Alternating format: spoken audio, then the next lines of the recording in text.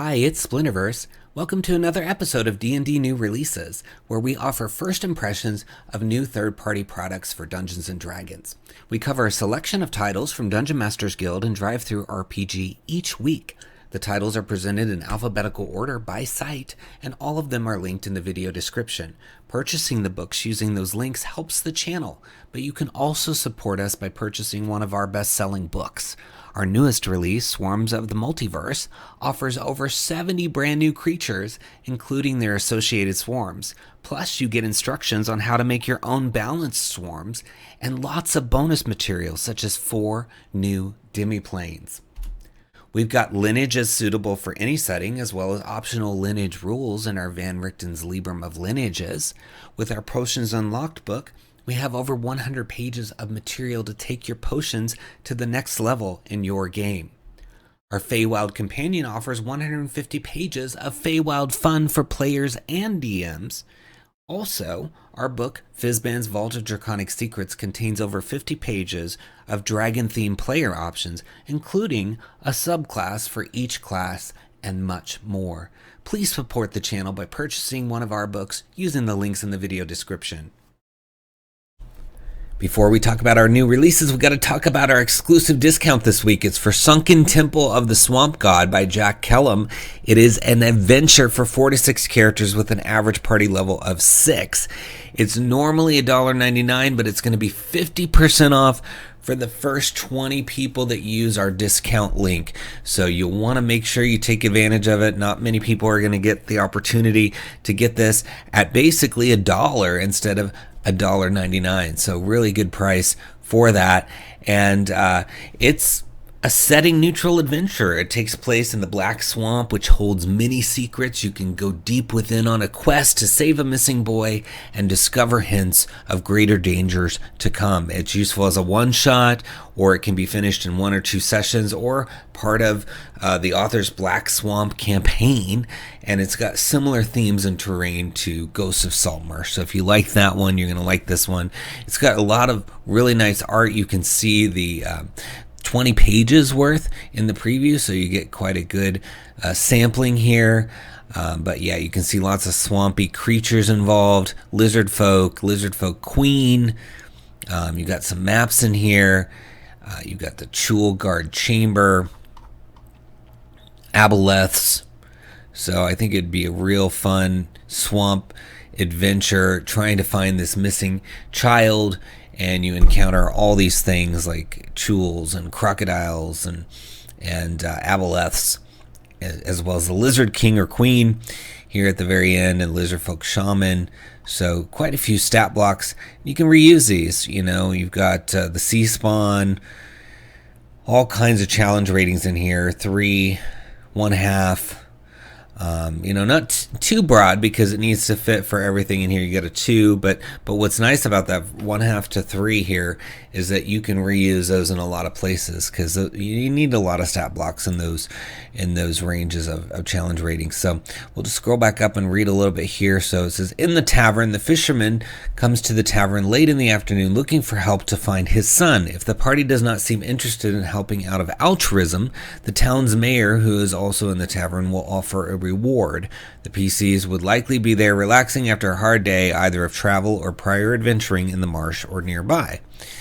And so you've got some flavor text here. We'll read that as well. The sun hangs low on the horizon, casting shadows across the small town and the nearby marshland. The local tavern bustles with life, the regulars shuffling in after long days in the fields, or tending nets and lines, or hunting in the swamp. A few other travelers also grace the common room, but none have the look of hardened adventurers, not like you. As you rest and tend to your drinks, a bedraggled fisherman bursts in the door, soggy and distraught. "My son! I've lost my son, my poor wee lad. He fell into the swamp, and I'm afraid the crocs may have got him, or worse." He approaches your party begging, "Will ye help me? It's not safe in there after dark." So, this father needs your help, and it's a swamp filled with dangers. So it seems pretty cool. I didn't do the best accent there. I wasn't sure if there should be one, but you can see that it starts off sort of with a bang, just you know, my wee lad is missing, and they're gonna have to go and deal with all of these creepy crawly things. And then there's even something called the trident of versatile use. It says made apparently of living coral. Its handle is very short, and the outer edges of the trident are sharpened, allowing it to be used as a slashing weapon once attuned. This is a +1 weapon that can extend to as much as 10 feet long, allowing it to be used either as a battle axe, a trident, or a halberd, or even a pike. If used in or near a large body of water, it will return when thrown. That's cool. I like that effect. But yeah, you can see it looks like you can see pretty much the whole book in this preview. And as I said, this discount is limited. Only 20 people are going to get to take advantage of it. It's normally $1.99. It's going to be basically $1 with the discount because it's 50% off. So you want to snatch this up before it's gone. And it is the first link in the timestamps. First, it's also going to be under Sunken Temple of the Swamp God in the pinned comment alphabetical list. So be sure to take advantage of that. Give it a click and try it out. Our first new release is Azger's Freight Handlers by 𝙤𝙤𝙬𝙯 with the suggested price of 99 cents for 11 pages. And author Cliff Dunn says it's part of the Urban Spaces line of source books for, the ongoing drip release strategy that 𝙤𝙤𝙬𝙯 is doing for the mega continent of Xul and the free city of 𝘏𝙪. And this is Freight Handlers is a second-generation transportation and cargo handling business in 𝘏𝙪 with long experience and a great reputation for transporting cargo that's newly arrived in the free city's grand caravanserai, hauling it to various commercial enterprises and operations awaiting its arrival. Sometimes, though, a package doesn't have a destination, and when that happens, it goes into the dead packages dump, a lost and found depot with a varied and unusual inventory. So you get the history and description of this location or faction, and then you get an introduction to the Grand Caravanserai of 𝘏𝙪. You get NPC stat blocks, adventure hooks, and advice for incorporating all of this into your campaign. So as usual, 𝙤𝙤𝙬𝙯 has a ton of lore, which I really appreciate. So you can really dive in and get all that backstory. Here's a stat block for a CR2 Davriel character, and then you've got some really nice lengthy adventure hooks. You got Raffi with a challenge rating of 4. So several characters connected to this. You get stat blocks for, and then of course a lot of history to go with it. So let's read a little bit in here. Let me find a good part to read. I always like the adventure hooks, so let's read this one. It's a difficult responsibility. So Davriel contacts the player characters with a job offer. He wants them to help him sort through the special items stored in his warehouse and return them to whoever their rightful owners are. This could lead to situations similar to the late 1980s fantasy horror television program Friday the 13th, the series, which concerned the owners of an antique store that formerly sold cursed antiques. The protagonist spent the series trying to recover them and return them to the security of the shop's vault. In the case of the dead packages dump, the characters are reversing the trope and looking to return the enchanted items to those who can rightly claim them, regardless of the consequences. So it reminds me also of like Warehouse 13, if you ever watched that. It's a really good, I think, structure for an overall campaign of like either trying to grab things and put them into a safe place, or take them from a safe place and return them to their rightful owners. Maybe even though they're in a safe place, they're causing problems and they need to be distributed so that the power is not all concentrated in one place, right? So really cool idea. I love that references right in the book here to some pop culture media, and having the stat blocks in here.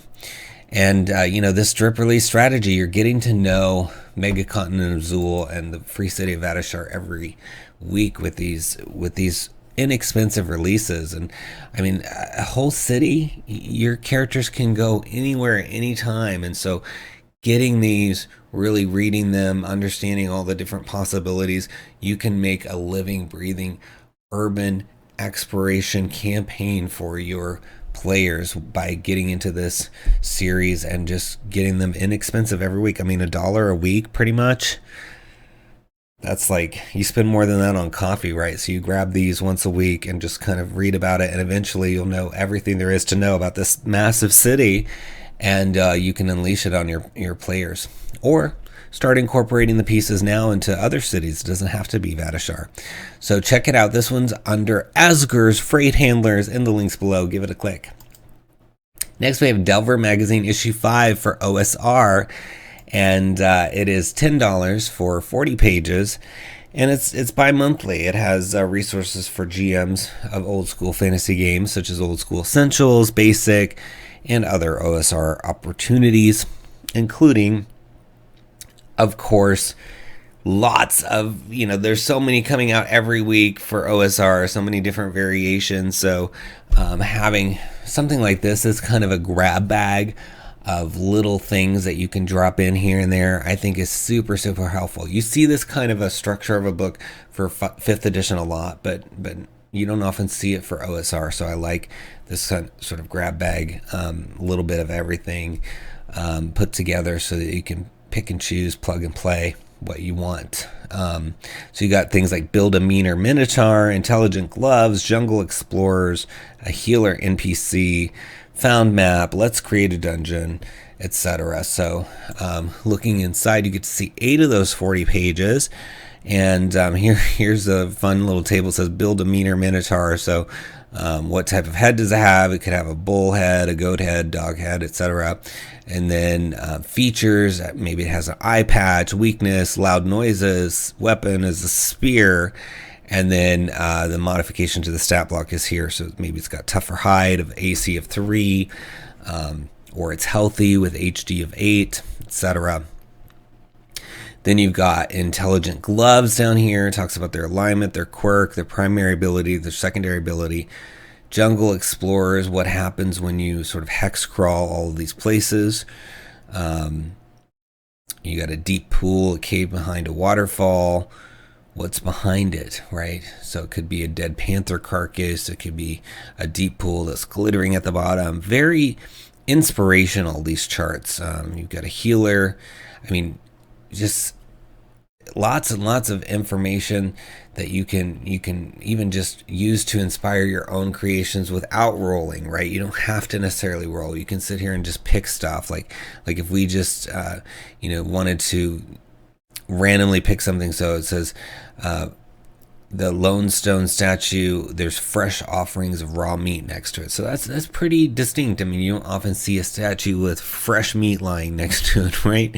So just pick something and run with it and create, or roll and do that, however you want to do it. But I'm seeing also lots of usability even in 5th edition, because I mean, a lot of this is just flavor as compared to mechanics. I mean, there are some mechanics, of course. You've got, these modifications to stat block for the Minotaur, but a lot of these other things, like what you find on this hex crawl, like this Jungle Explorers page, could be used in pretty much any fantasy game. Even a sci-fi game, if it's a jungle planet, I guess, or jungle terrain.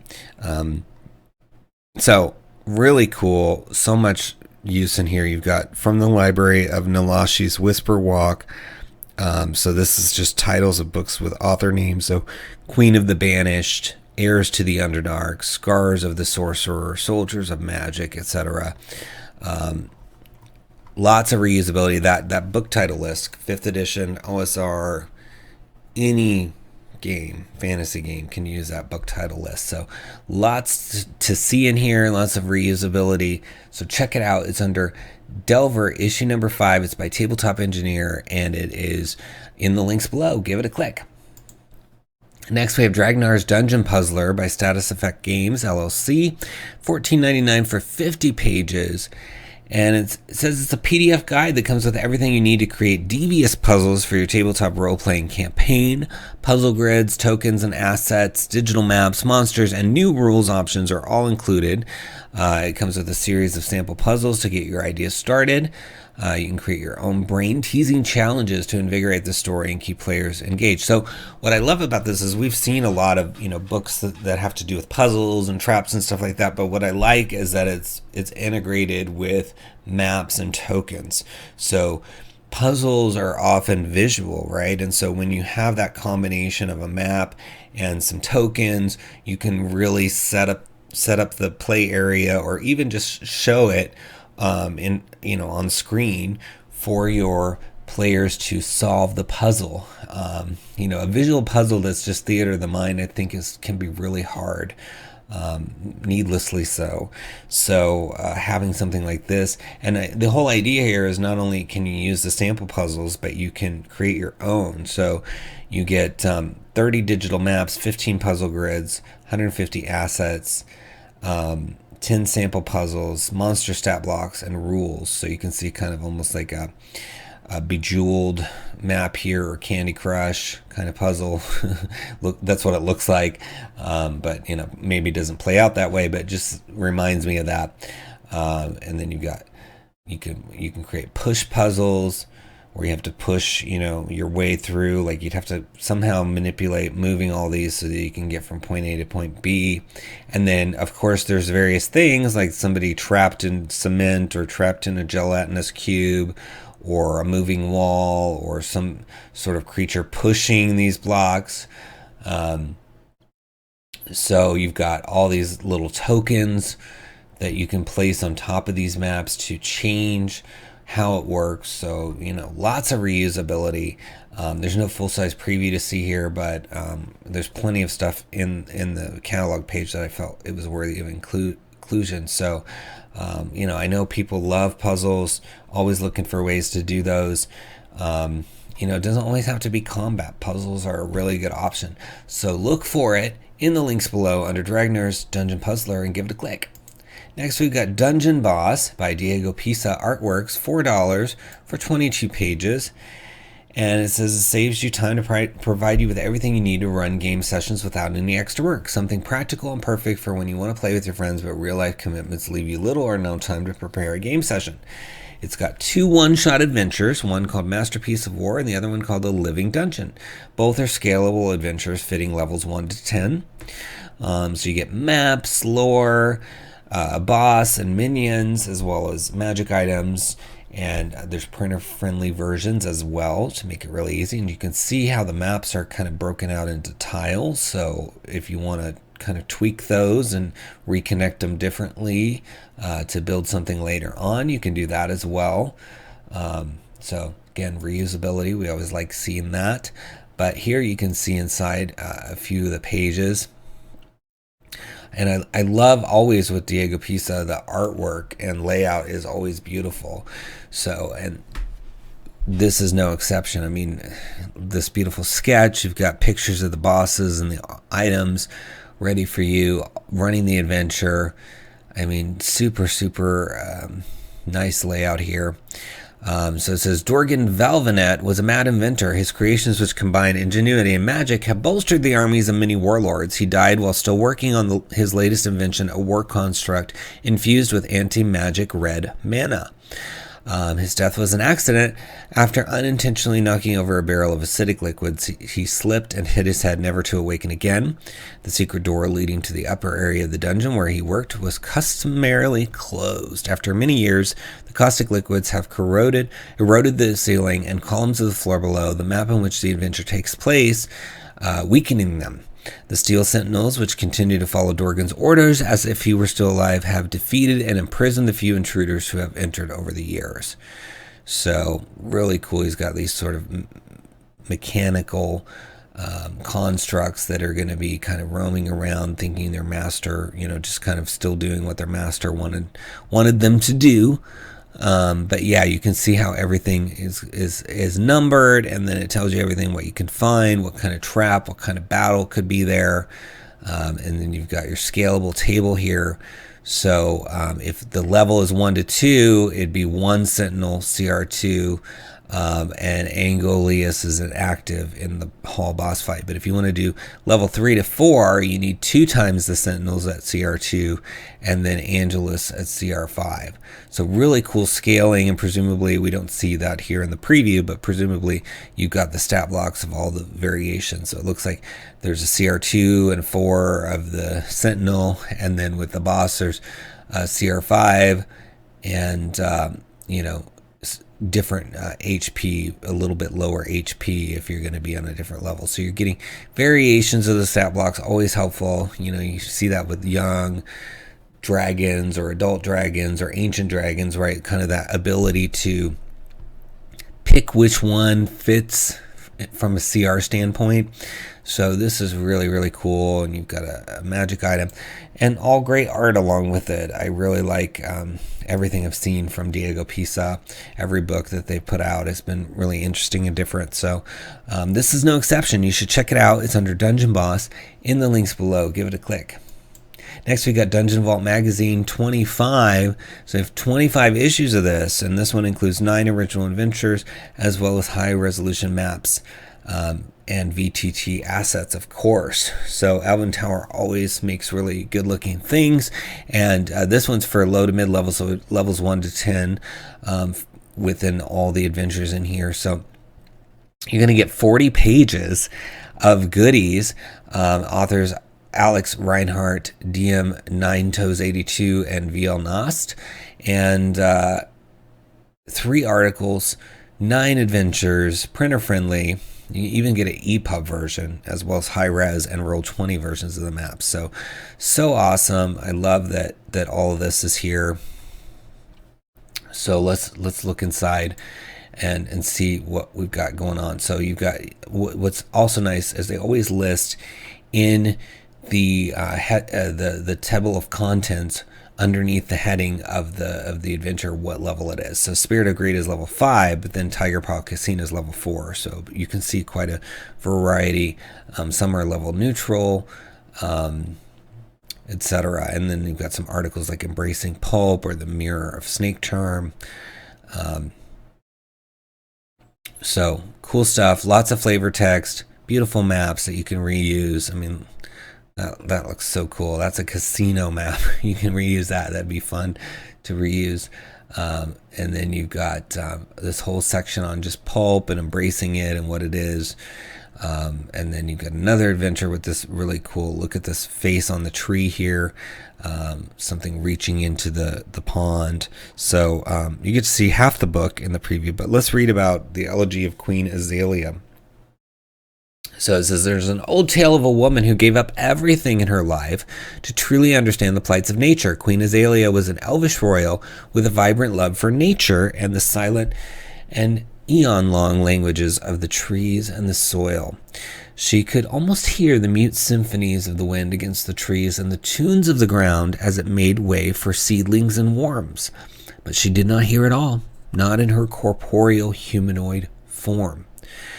So she mustered countless elf mages to help her cast a powerful incantation that would combine her soul with that of the forest and all living beings in the area. Her friends and family pleaded with her and tried to convince her not to go through with this crazy idea, but no one could change her mind. Her determination to become one with nature and become an immortal fixture of the world had no limit. The spell worked, and Queen Azalea's corporeal existence ended abruptly. Her soul fused to the largest oak tree in the rainforest, which now brandished her fine features on the rough bark. So that's how we got this face down here in the map. Really cool. You know, some books, they don't have maps that are tailored to the adventure. Elven Tower always does, and you know, this is no exception. So it looks really fun. Let's read about the test of the mind here. It says, the glowing pond of water is mixed with the great oak tree's sap. Drinking it lets a small portion of Queen Azalea's spirit fuse with creatures who drink it. The test of the mind is a strange mental ordeal. Each character takes the form of a tree in the rainforest and experiences a centuries-long life during this dream. The test lasts a few hours, but each character experiences centuries of subjective time in the tree form. Such a test of patience is maddening to some individuals. Each player chooses whether their character is mentally strong enough to succeed. On a fail, the character never wakes up. Wow. So really cool. I like that notion that they're being forced to become trees and experience nature for centuries. And that's just one. That's just one. Just the stuff that we read was so creative and fun, right? And really cool maps to tie into it. And there's a bunch of adventures in here. There's 9 different ones. So if you want something on standby that you can do a quick one shot when somebody doesn't show up, or to just fill in a gap in your homebrew, or to just go through all the different adventures. I mean, this whole series is good, but I really love what we read today. So check it out. It's under Dungeon Vault Magazine 25 in the links below. Give it a click. Next we have Falkrest Abbey by Axiom Spice. It's for OSR, basic, Beck Me, all that good stuff. It's already a bestseller seller in its first week. It's a level 1 to 3 adventure, and it's only $1. So great price from Axiom Spice there. And it says it's easily dropped into any fantasy campaign. It's got a 19-room dungeon with combat, mystery, puzzles, and NPCs, encounters, and events along the way on the icy Loon Mountains. There's hooks, new monsters, new magic items, a map drawn with dungeon scrawl. You've got treasure and monsters overview sorted by room, interactive hyperlink map, really nicely organized VTT map, etc. So just such a great price, only $1 to get all this. So you can see the entirety of the book in the preview pretty much. So that's really cool. Look at this map, all the details on it. And there's some quick instructions, and then you've got your table of contents and treasure and monster overview. That's really helpful, summarizing basically everything that you might need to hand off to players. Like, here's the information on the elaborate silver letter opener, or whatever. I guess there wouldn't be much to pass on with that, but still, some of these you might need to have some prep, so it's good that they're all listed together. You got your hooks in a table here, rumors. We'll read a little of those. I'm just going to quickly scroll through so you can see how cool it is. I love that art. Yeah, I can't believe this is only $1 for all of this. So much stuff. If you play OSR, if you want to even adapt this to 5th edition, I mean, $1. Again, you can't buy much for $1 these days. I mean, with inflation and, just the price of things, it's just really hard to get anything for $1. So it's great. Overlist Dispensary. Got all kinds of things on the shelves there that could be used outside of this. And it seems like some of these would even work with 5th edition. So very, very cool. Let's go back up here and read some of the hooks and rumors. So first hook, the healer's daughter, Murda, the healer, desperately needs a vial of St. Brennad's water for her young daughter, Sif, who lays on her deathbed because of the soul plague, a terrible magic disease that is slowly detaching her spirit from the body. And then we've got Lortag, the snobbish alchemist, wants a vial of St. Brennad's water for his experiments. So a number of reasons to get that water. And then under rumors, it says, during the age of yore, the people used to burn the dead and put their ashes in urns along with some jewels, which is true. Another rumor, the legend holds that the water of St. Brennad has a distinctive azure glow, which is true. So really cool that you're gonna be looking for this water through this dungeon. Lots of stuff: a library, a dark antechamber, a sepulcher, tomb of Queen Ethelfled. I mean, it looks like it's action packed for only $1. It's already his bestseller seller, 42 pages. I'm sure there's stuff in here you can use for 5th edition, and certainly if you play Old School Essentials or OSR, you're going to be good to go with this. So look for it in the links below under Falkrest Abbey and give it a click. Next, we got Hexploratores, Volume 1 to 2, New Thurak, Hex 02.01, from Sadfish Games, on sale for $1.27, 30 pages. Authors Tyler Thompson, Tabitha Zimmerman, and Adrian Kennelly. And so this Hexploratores supplement seeks to explore a setting and to provide locations and encounters ready to be dropped into another setting or another, into the one that they've been running through with this series. So you can put it where you want it or into their existing setting, which is cool. So it gives you one or more 6-mile hexes already described, and then examines them closer on a 1-mile hex map, so providing more detail about the settlements, encounters, and layers waiting to be explored. And then there's a setting primer that you can get. I always love hex stuff because hexes are like a defined measurement, right? So if you want to just take a hex out of one thing and put it into another, it's so easily plugged and played because it's a defined measurement that's the same. 2 hex scrawls, as long as the dimensions of the hexes are the same, you can just plug and play them together to create endless adventures. So really cool. Looking in this one, they've got all the explanation here, so you get to see the entirety of the book. So it talks about this, what the point of the series is, and then it talks about overland travel, mouth of the 𝙤𝙤𝙤𝙤, or 𝙤𝙤𝙤, I'm not sure how you say that, but you can see all the hexes up here and they're numbered, and you can kind of get an idea. I guess this is all water, and then over here you're gonna have mountains and forests, etc. to deal with.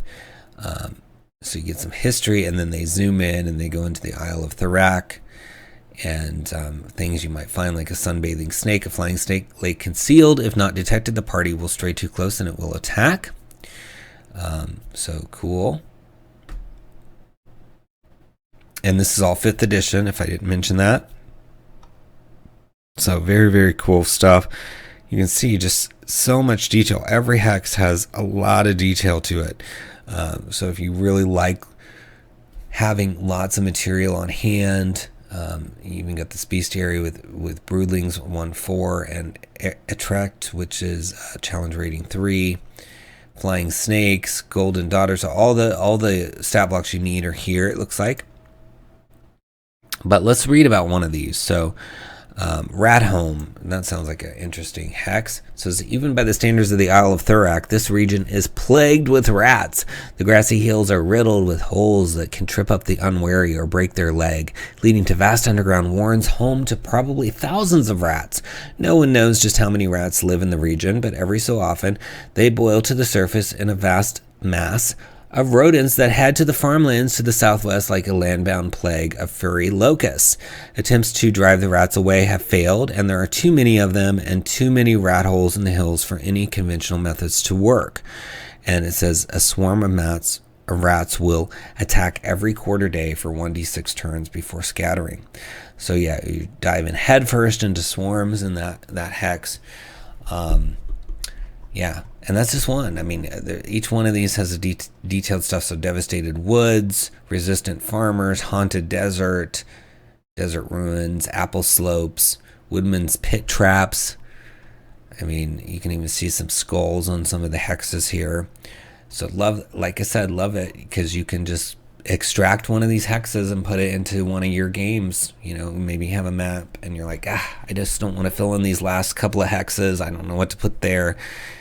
Having $1.27 for this is a great price. So you can get this and then either explore the hexes as is, or extract those hexes, plop them into something else, and then you've got a fully populated hex. You know what's going to happen when they get there. They're going to deal with a swarm of rats or a sleeping snake or whatever, and you're covered. So check it out. It's under Hexploratores in the links below. Give it a click. Next, we have the Hobbs Nest, a short adventure from the Mad Looter. It's for Pathfinder 1. And it says, goblins have been sighted again in tall trees and around Hobbs Nest. Merchant caravans have been attacked and children have gone missing from small farmsteads. This menace must be stopped. And this is really the first release in the Mad Looter's short adventure range. So it's designed to be played over 3 to 5 sessions. They can level once during the adventure, and they're designed to be more generic, less specific to a setting, so that you can easily place them in your homebrew campaign or put them into another published adventure. So flexibility is key here. So looking inside, you get the background. You get to see 4 pages out of the 23. Get the summary. You can see they've got some nice artwork in here. I like this map. They go from this sort of wilderness into a cavern as part of it, and you can see they're going to be dealing with some goblin stuff. So let's read a little bit of the adventure summary here. It says the adventure starts with rumors of goblin numbers once again building up within tall trees, and the PCs deciding to go off into the wood to seek adventure or revenge. The PCs will then need to work their way through the hazards of Hob's Nest before the adventure culminates in a face-off against a creature claiming to be the reincarnation of Grotnatch. In reality, this creature is a sorceress doppelganger who, in partnership with the tribe shaman, has duped the goblins into following him. So then that secret could come out at the end too. That's really cool.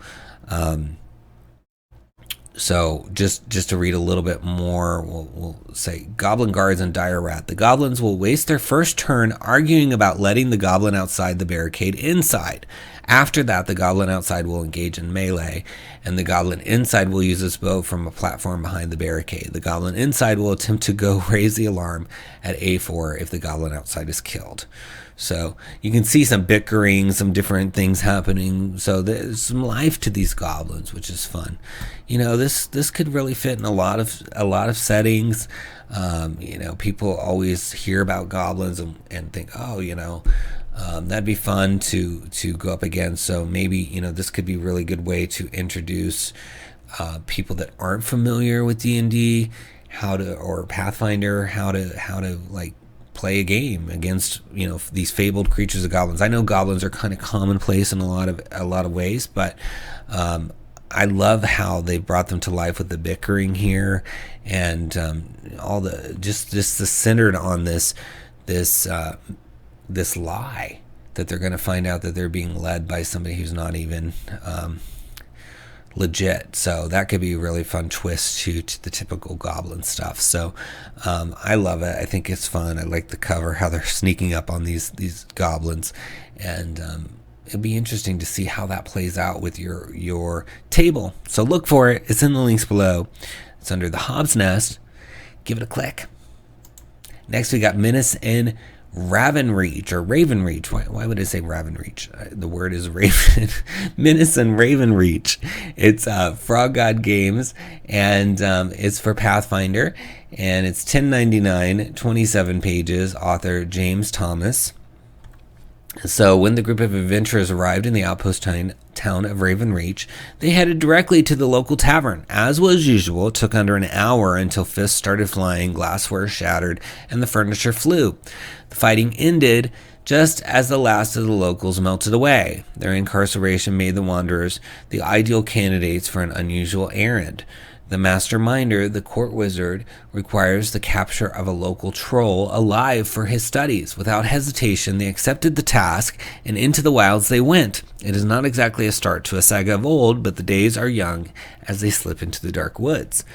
So this is the first of a two-part release, and then there's a sequel, Mystery at Raven Rock.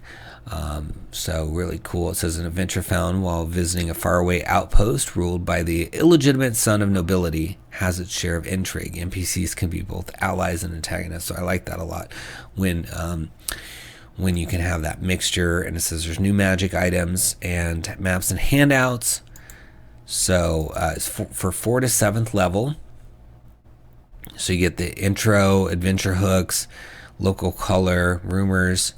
And then you get right into some of the action here with the Wyvern Mountain area and the Waterfall Shrine. So let's go back up and read some of the local color and rumors. So it says, the curtain of trees parts along the newly blazed forest path to reveal a looming craggy hill ahead in the distance. Through the slanting rain and wind, you make out the angular outline of a keep atop the hill, Castle Ravenrock. As the road winds alongside this shallow river, the wooden walls of a small town emerge, and a sturdy timbered bridge leads to the dripping wet gates. Gate guards regard you curiously. One asks, "State your business in Ravenreach." So you're being greeted by the guard, and you'll have to explain what you're doing there before you even get started with Ravenreach. So that's cool. It says, rumors specifically about Baron Blackhaven. It says, Baron Blackhaven is a firm but fair ruler. He keeps us safe and doesn't interfere in our affairs. Or, the Baron cares nothing for the common people. He had me put in the stocks for 2 days for stealing a couple chickens. 2 days! Yeah, that guy's not happy. I like that the rumors are all dialogue, because then you can just sort of, act them out as DM. And you've got lots of good flavor text. And this is cool too. There's a whole information on the greater manacles of cooperation. And so it's an improved manacles of cooperation. And yeah, I'm liking what I see. Really nice artwork. I love the names of the places, Ravenreach and Ravenreach. Even though I can't pronounce them, I still like them. They're really cool. That's my bad though. I'm terrible today at reading. Anyway, love this. Love the cover. Think you should check it out if you play Pathfinder, or you just want to, convert this for something else. They do actually have 5th edition versions of this as well, so you can look for those. But it's called Menace and Ravenreach. Give it a click. It's in the links below. Next we have Shotglass Rounds 11, Duumhaven, from Laidback DM. It's $10 on sale, and author Stephen Thompson, 70 pages. So it's a lot of pages. And it says, the Shotglass Round series are one-shots for 5th edition for the DM who doesn't like to prep. Flexible, convenient, supercharged excitement in a compact package that won't have you setting up for hours doing prep for your next game session. Each adventure is designed for a 4 to 5 hour game and includes new monsters, full-size player maps, and grid and gridless versions. So Duumhaven includes a valley and village setting, NPCs and side missions, forest encounters, a complete first-level introductory adventure called Always on My Mind. Play on words with mind there. New monsters and multiple new school and old school isometric maps. It's an old school adventure and setting designed to be used with 5th edition or old school essentials or other OSR games. And it comes with both 5th edition and OSR stat blocks, as well as other mechanics. So very helpful. I love that. I love when the books cover multiple versions of Dungeons and Dragons. So cool. Let's look inside. So background information, the story so far. It's the first event in a series, so there hasn't been much to the story yet, but it goes into that there. It says, how do I run Duumhaven? Playing as a mini campaign, module key. And then it talks about using it with different ones, and it shows you here like how it says, okay, it's going to call out this is the 5e mechanic and this is the OSR mechanic. So really easy to use with either one. Your experience points, etc. So and then you get right into the background on Duumhaven, and you get to see 11 of those 70 pages. So let's read about Duumhaven a little bit here. Duumhaven is a tiny village at the center of the Biswood, a forest located in Vician administrative region of Eärgen. This module serves as an entry point for Dungeon Duumhaven, and a map of the Duumhaven Valley and Village can be found as well in here. So let's read about the Biswood. The coastal forest occupies an area 32 miles long by 40 miles wide.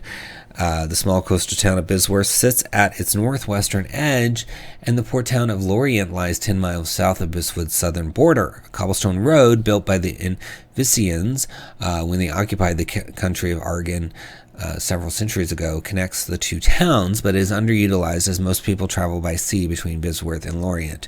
Duumhaven Village lies approximately 15 miles south of the Biswood's northern border. The trees of the Biswood consist of oaks, elms, maples, and helm, with thick undergrowth and low-hanging foliage. So the helm is or helm, however you say that, is in Appendix 3, so it's a new type of tree. While it is possible to move through the forest off the road, all movement is at half speed. PCs running through the forest must make a check each round to avoid falling prone. And then it says here 5th edition means dashing means making a successful DC 5 dex save each round or falling prone, whereas OSR, a successful dex ability check at -4 is required every round, or the PC trips, losing 10 feet of movement. So really easy to see whether it's 5th edition or OSR. They've called it out in its own little line. So it's super, super simple to just find the 5th edition section if you're running it as 5th edition, or find the OSR section, and lots of fun artwork. I mean, 70 pages for $10, that's a pretty good deal. And being able to just run this on the go for 5th edition or OSR without having to do all the prep, because the idea is that they're going to give you everything you need in here, making it really easy. Sometimes you just don't want to do a ton of prep, and so it's nice to have something like this at the ready. So look for it. It's under Shotglass Rounds 11, Duumhaven, in the links below. Give it a click. Well, that's our last drive-through title for the week. Before we talk about DM's Guild, please like the video for the algorithm, subscribe to the channel, leave us a comment. I will respond to all comments personally, and consider purchasing one of our books. We've got them listed in the links below as well, including our newest one, Swarms of the Multiverse, over 180 pages of swarm goodness, including 70 new creatures and their swarm counterparts for a total of 140 stat blocks. You also get a bunch of bonus material like related magic items, demi-planes, diseases, factions, etc. And just so much you can do with the book, including step-by-step instructions to create your own balanced swarms for 5th editions. And we even have swarms that are not even creatures. They don't have hit points. They're environmental swarms, so they just are puzzles to solve or hazards to overcome, which is really cool as well. So everything you can want in there, print and digital. Then we've also got the Feywild Companion, which is over 150 pages of Fey stuff for you, including a brand new Domain of Delight with an Archfey, a map. Not a lot of the new Domains of Delight have a map. There's a full map of the domain. You've got monsters, subclasses, spells, adventures, encounters. Lots and lots of good things inside of it for you to explore if you like Fey or fairy things. We've also got, and that's print or digital, we've also got Potions Unlocked, which is over 100 pages of potion stuff, including brand new potions, detailing their taste, their smell, what kind of hazard you experience if you take too much of them, optional rules for them, backstories, full short stories explaining how the potions came into existence, beautiful artwork for every single potion. Potions don't have to be boring, and this book is really designed to give you everything you could ever want for potions, making them more of an integral part of your game compared to just run-of-the-mill, I took a potion of healing, it's just kind of dull, right? This book really expands it. You even get vendors that have really cool backstories and maps and all sorts of things that you can do with potions so that they don't feel like run-of-the-mill anymore. And it's print or digital as well. Then we got Fizban's Vault of Draconic Secrets, which is everything you could want for dragons, including a dragon-themed subclass for every class, including Artificer. You've got trinkets, you've got horde magic items, regular magic items, draconic secrets, anything you could want for dragons, including a familiar, adventure hooks. It's just dragon goodness from cover to cover. So check that out. We've also got Van Richten's Librum of Lineages, which goes into all the things you need to know about this new concept of lineages introduced in Van Richten's Guide to Ravenloft, and it helps you string them together or remove a lineage if somebody gets tired of having a lineage. You also get 4 conflict-driven lineages. They're really, really fun, like the Key Keeper, where you're stuck with this key, and if you lose it, you die within 24 hours. So it's a really cool concept, can work in any setting. And we've got Secrets of the Draugr, which goes into a brand new race that is a combination of the Drow and the Duergar.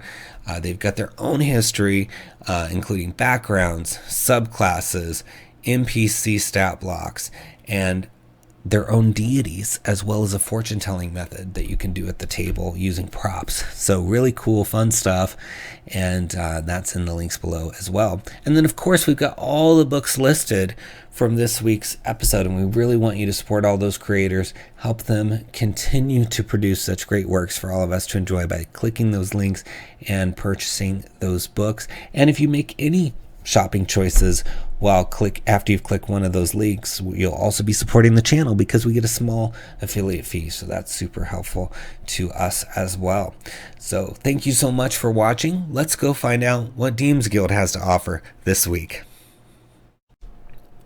First, we have the Book of Stars Archetypes of Spelljammer with this really fun cover from Darren Kinney, Kay or Kai Linder, Matthew Whitby, Nathan Doyle, and Sticky Hunter. It's $9.95 for 29 pages.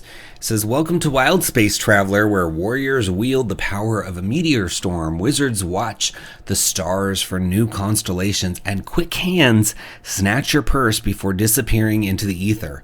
Will you board a Spelljammer as a bosun, commune with the stars, or give the will of the endless void? Give in to the will of the endless void. So you've got 20 plus new archetypes and the Braxy race in this book. So lots of stuff in here to see and do. 29 pages, and it starts right off in the preview with the Braxy race.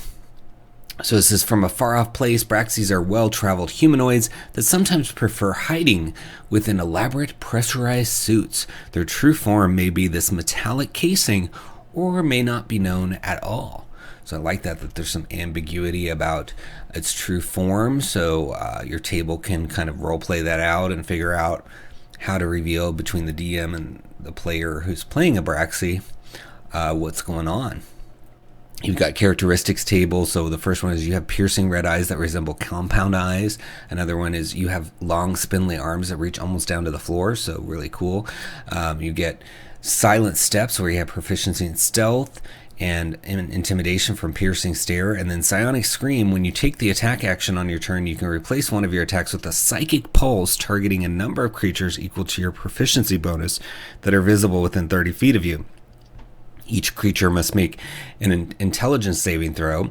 On a failed save, the creature takes psychic damage. On a successful one, they take half as much, and then it increases as you level, and you can use it a number of times equal to your proficiency bonus. And then it goes right into the Bosun Artificer subclass, and then you've got the Barbarian Path of the Meteor and Path of the Singularity, and that's pretty cool. That's what you get to see in the preview, but these all look really nice with the artwork in here, and really easy to read. I love this gray background. I think it's really nice for the eyes. It's not so bright. A lot of books have a brighter background, and I think it's harder on the eyes sometimes to read. So love that. But let's look at maybe a little bit about the Path of the Singularity. So out in the depths of wild space, singularities are known for their annihilating power and ability to drag anything and everything into them. Some barbarians are capable of reflecting that gravitational power by turning their own rage into mass-affecting energy. Barbarians who follow the Path of Singularity can be both valuable and terrifying allies, with many whispering that they consume their own emotions to gain such power. Very cool. So you rage with ensnaring power of the black hole. When you rage, you choose to emit a gravitational aura that lasts for the duration of your rage. It extends a number of feet from you in every direction, equal to 5 times your proficiency bonus. So your aura is a gravity plane while you're in wild space, and not in another gravity plane. Unsecured objects in the aura weighing up to 10 pounds tumble 10 feet towards you at the start of your turn. While a hostile creature is in your aura is moving away from you, each foot of their movement costs 1 extra foot. Hostile creatures have advantage on ranged attack rolls against you and disadvantage on ranged attack rolls against creatures other than you that are in your aura. And as a bonus action, you can pull a medium or smaller target in the aura 10 feet towards you. A creature that succeeds on a strength saving throw against your singularity save DC avoids this effect.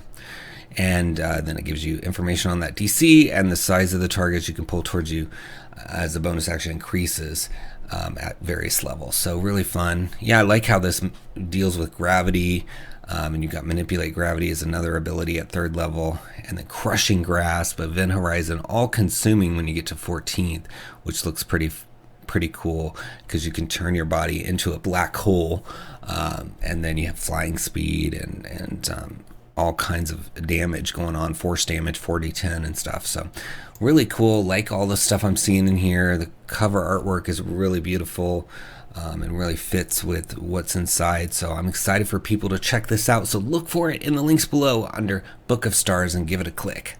Next we have Darkthan's action-oriented bestiary, Monsters of the Wilderness, from Jonathan Haverkamp.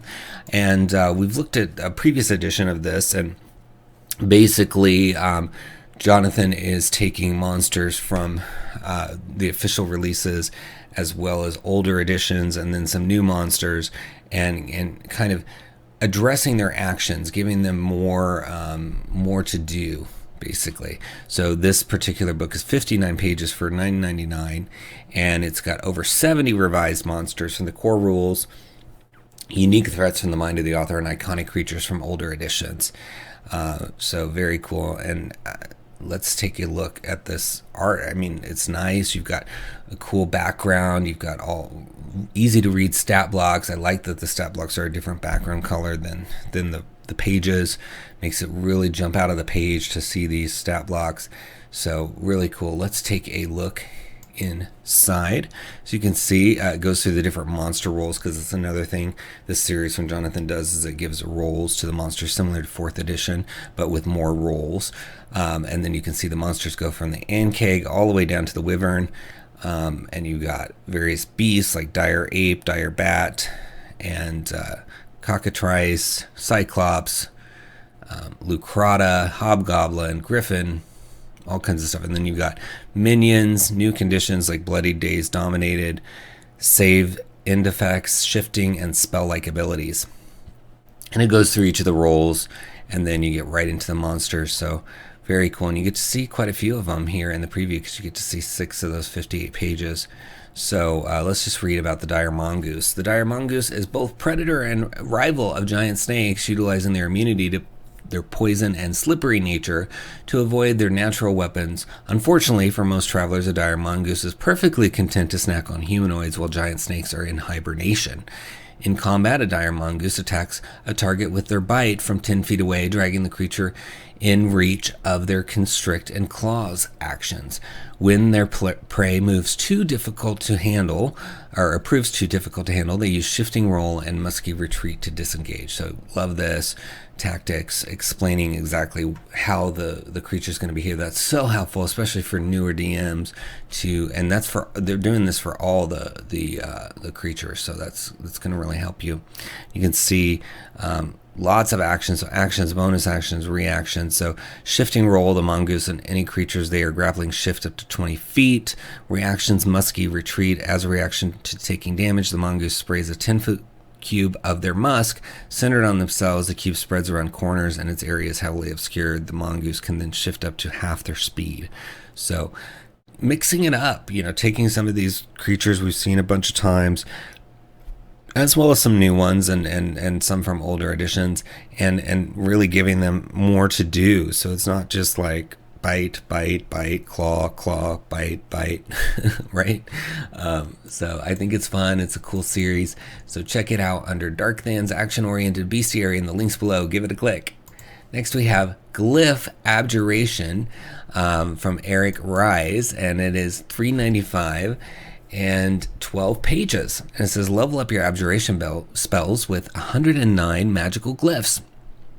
So it introduces glyphs to your gaming table, customize your spell to suit your playstyle, and adapt to any encounter or situation. Turn familiar spells on their head to overcome unsuspecting foes. Give new life to overlooked incantations, and bring them to the forefront of your repertoire. Find the perfect combination of your glyphs for your playstyle, or change it up every game. As a dungeon master, glyphs offer bold new ways to challenge and reward your players. Twist your spellcasting creatures in fun and creative ways by applying glyphs to their spells, or hand out glyphs as magical items the players can collect and use. So it's got rules for using glyphs at your table, advice on how to tailor glyphs to fit your campaign or setting, and then 109 unique glyphs covering every officially published 5e Abjuration spell. And then here's some examples. So with Dispel Magic, Glyph of Arcane Insight, whenever you fail to dispel a spell, you learn the level of the spell and what school it belongs to. So it's like a ribbon being added to the spell. So it's not making the spell OP, it's just making it give you a little bit more information. It doesn't hurt the game too much to know the level of a spell or what school it is, right? And this would be because you're using a glyph as part of your spell instead of just casting it normally. Presumably, I haven't read the books, but I'm guessing that's what's going on. So at their core, glyphs are items that change how spells work, often by giving a new benefit or improved effect, occasionally at the cost of a drawback or penalty. When using the standard rules below, glyphs are intangible like spells and exist as a layer atop spellcasting. Characters automatically gain access to any glyph associated with the spells they know or can cast, and can freely attune to them as per the rules below. So it says glyphs are magical and tangible items associated with certain spells. You have a number of glyph slots equal to your highest level spell slot. For instance, if your highest level spell slot is 4th level, you can equip up to 4 glyphs. You gain an additional glyph slot if you know at least 1 cantrip. You can have a maximum of 10 glyph slots. So that's cool. It's not like you get you get access to every glyph for every spell you know, but you can't use all of them. So that's a good limiter. I like that. And then it talks about how you obtain and customize, and then it goes right into every single abjuration. And presumably the author is going to do books on the other schools of magic as well. So you've got, let's look at some of these ones here. You've got Anti-Life Shell. Glyph of Preventative Measures. Anti-Life Shell can now be cast centered at a point you can see within 30 feet, so it increases the range there. Dispel Evil and Good. Glyph of the Seasoned Campaigner. Dispel Evil and Good no longer requires concentration, so the higher level one's getting a little bit more of a benefit. And you can see that there's multiple glyphs for each spell, so the player is going to have to really choose. You as a DM, if you're going to allow all of these, you can, but you could curate this list and say, okay, I don't want this glyph in the game, but I want this one. So that's nice that they're giving you options. So then, you know, if you as a DM don't want both of the ones for Banishing Smite to be available to your players, you can curate this list and say, okay, you know, this one's available, but that one's not. I like it. Really cool, fun way to interact with spells and make them a little different. You know, spells have been the same way for a long time. Some of these spells are even almost identical to earlier editions, right? So having ways to kind of mix them up and make them fun is really cool. And I love sigils and glyphs and runes and all of that. So excited to see this, and I think you should check it out because $3.95 is a really good price for this. It's under Glyph in the links below. Give it a click. Next, we have Hamund's Herbalism Handbook by Drifters Game Workshop and Jasmine Yang. It's $7.99, already a bestseller seller in its first week, 47 pages. And, you know, this is from an author who has released several Hamund's books before, mostly around harvesting, as you can see. So this is now delving into the herbalism sort of harvesting or crafting or whatever you want to call it, if you think of it in terms of video games like World of Warcraft, where they have all these professions that people can do, like mining and jewel crafting and things like that, right? So, and it even says, if you've ever played an open world fantasy RPG game, chances are that it included some sort of mechanic to gather plants and herbs as you roam through the map. Other than providing useful buffs and abilities to the player, these herbs also serve as little pieces of world building, changing availability as the environment does, or serving as quest items for NPCs. This book aims to provide that same experience as well as serve the needs of any DM whose players constantly ask them if they can forge something while out traveling between quest locations. And that's so true. You're going to have people that come from playing Warcraft or other games where you gather these things, and they're going to say, oh, do I see anything I can harvest? Do I see anything? And so if you've got somebody who just won't stop with that, these books are going to be great because you can answer that question and say, okay, now I've got stuff for you to harvest.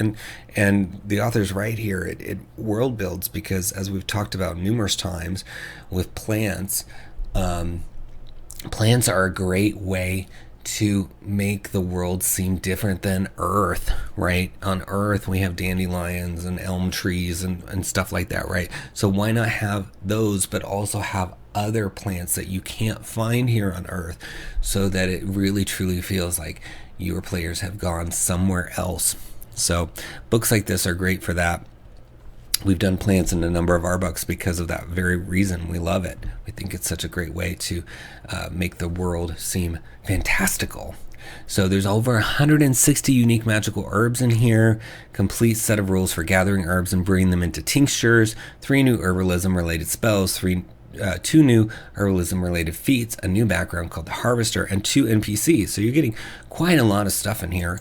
So you can see all of that listed here, even all herbs in an A to Z table. So you get the intro, and then the rules and mechanics for foraging and gathering, and then using the herbs, preparing them, and then right into the herb list, which is awesome. And so we'll look at a couple of the herbs here real quick, and you get to see 6 of those 47 pages. So aboleth stalk it's located on the coast, so they're going to give you the location of these, like what sort of terrain or environment you'd find these in, whether it requires preparation, and it says yes, and then it gives you a description as well as an effect. So the description is theorized that this plant spawns from the tide-wash droppings of an aboleth, lodging itself in dark, damp corners of the coast and growing into an unpleasant herb that resembles the stalks of its creator in a vague Y shape. The mucus that the plant secretes has a mind-altering effect, causing those that imbibe it to open themselves to telepathic communication with anyone else that has consumed it.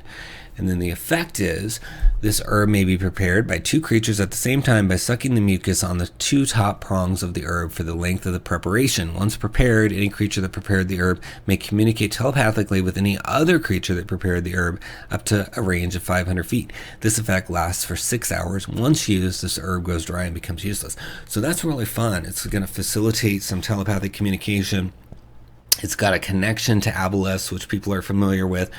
And what I really like about the way the author has done this is, yes, you can do all of this harvesting and gathering and fun stuff with that, but everything we just read could happen independent of that. So if you're a DM and you have, you want to create kind of a puzzle, and maybe you're going to vaguely allude to the fact that there's a way that you guys can telepathically communicate. It's in this area. You got to go here and make it like a puzzle. Like they have to figure out that 2 of them have to take this plant at the same time to be able to telepathically communicate with whatever creature or entity they're trying to communicate with, or just finding this for somebody else to use later, and they have to test it, right? So all sorts of adventures can be built out of these plants and looking for these plants, and who knows what else you'll encounter while you're on the hunt for these plants, right? So lots of opportunities for campaign building and adventure building in this book. So you have aloe leaf, and it says this herb provides enough leaves to cover 1d6 square feet. These leaves are as hard as steel, but are as lightweight as normal leaves and never decompose unless buried under soil. So this one could be like a way to hide something or make it seem like it's covered by leaves when it's not. So again, another puzzle, like why aren't there other leaves around here? It's just that spot that's covered in leaves. That's weird. That kind of mixing it up and making it again fantastical, and then finding out, it's the aloe leaf. That's why. And then there's a whole history here that you can read on your own. But tons of stuff to look at in here. I think this would be super helpful, even if you don't plan to have somebody craft or harvest. And then if you do, then it's going to be even more valuable. So for $7.99, you're going to get all these things that can you can create campaigns and adventures and encounters around, plus mechanisms by which to satisfy any gatherer, crafter, harvester, profession-oriented player that you've got at your table, or maybe even to bring one in. Maybe you've got that player that's like, well, when they add professions, I'll play D&D. So you can say, well, we've got it, come play. So here you go. It's in the links below under Hamund's Herbalism Handbook. Give it a click. Next, we've got One Grung Beyond by Keen Hudson and Narcissa Nightshade, and it's $4.99 for 27 pages. And it says, explore Grell space to help space rangers rescue a captured Grung ensign from the Salt slave mines. So in a previous episode, we looked at this book, Voidfarer's Guide to the Verse, which is a kind of like a Spelljammer experience, but more of a modern setting.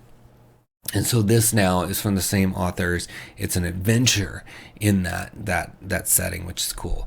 And it says Space Ranger Watchtower is a fleet of mobile search and rescue stations dotting the galaxy. A new vehicle called the Catfish Ship.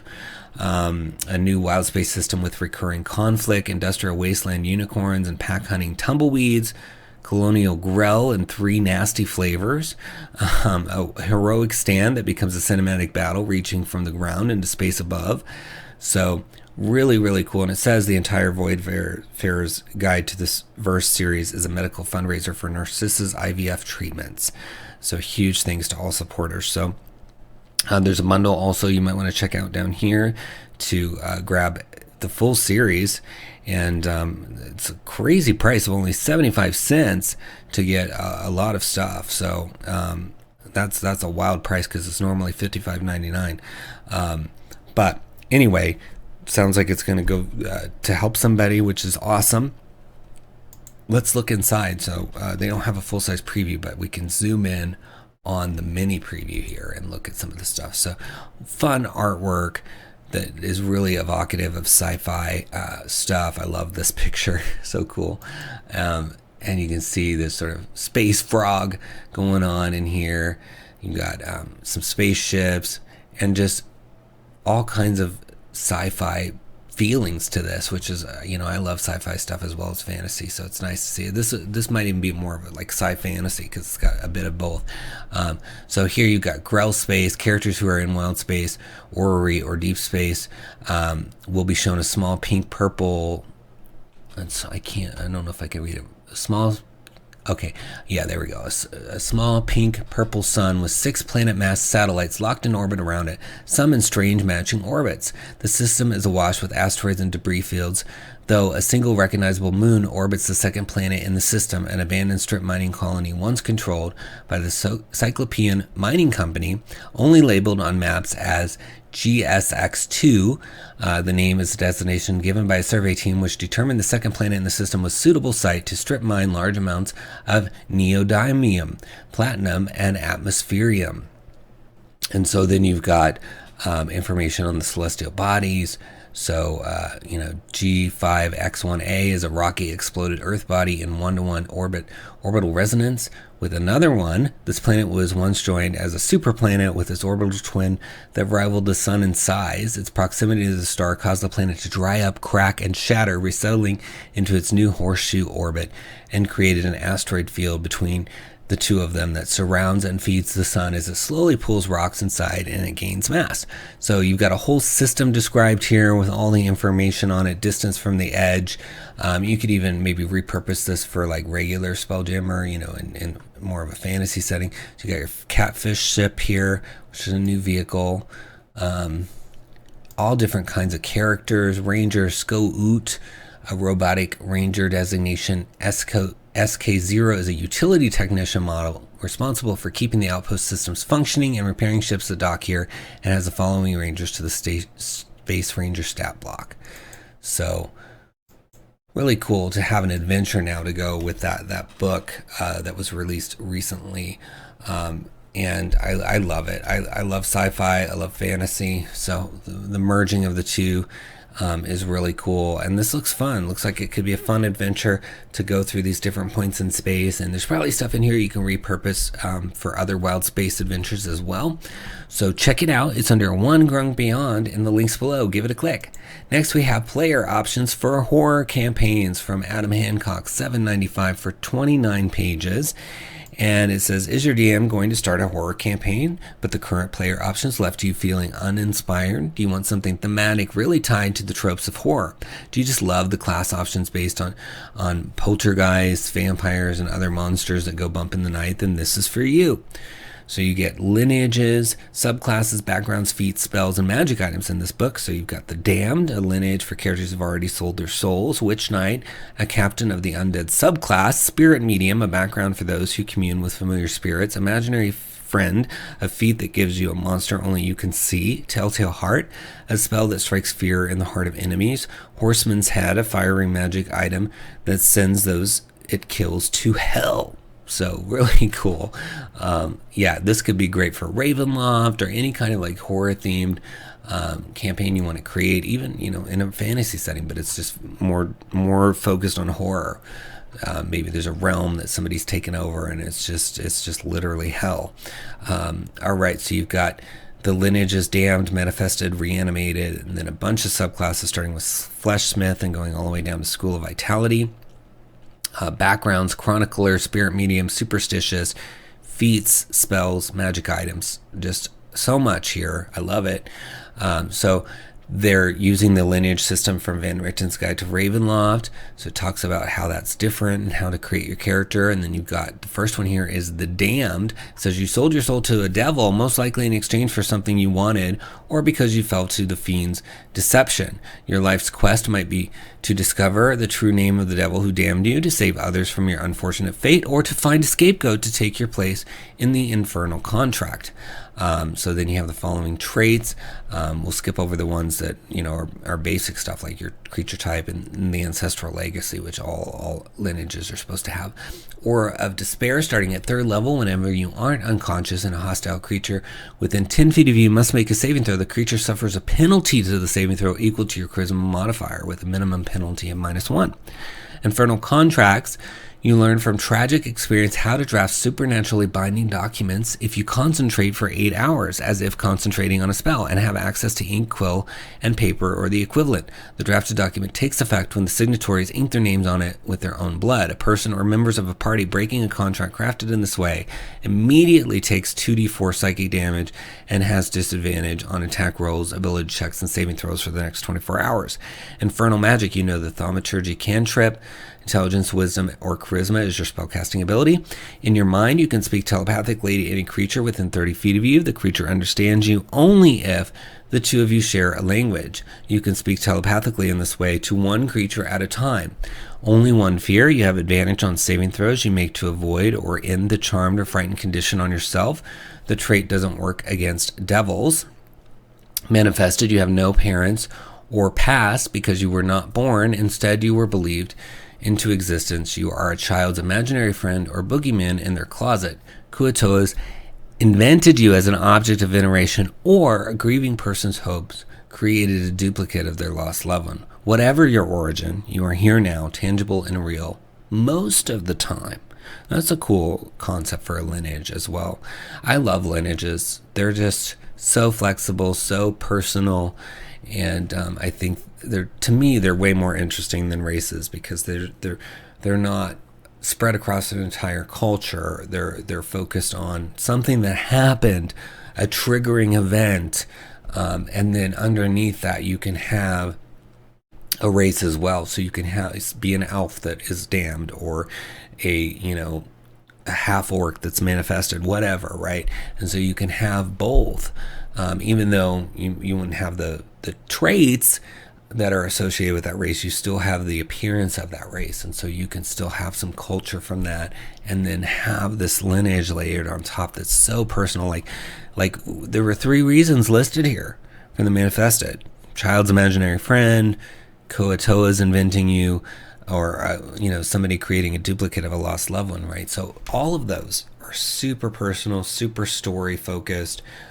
Great ways to have characters. I really hope Wizards continues down that lineage path and explores it. We did a whole book on it because we love the concept. It's just awesome. And you got Reanimate in here. So your body is composed of a grisly assortment of humanoid body parts stitched and bolted together and reanimated by lightning energy.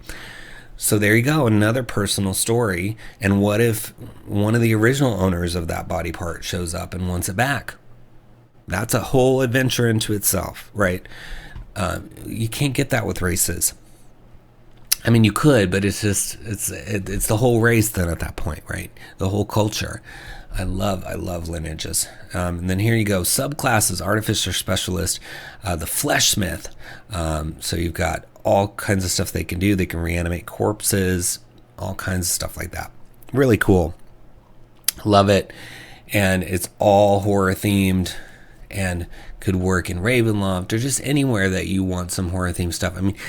I think, looking at those lineages, you don't have to even have a whole horror themed campaign. Just one character who was reanimated or who is imaginary.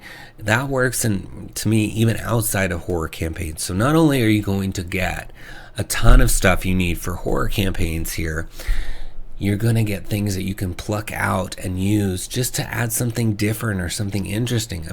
If you think about it, even a lot of fantasy campaigns involve undead.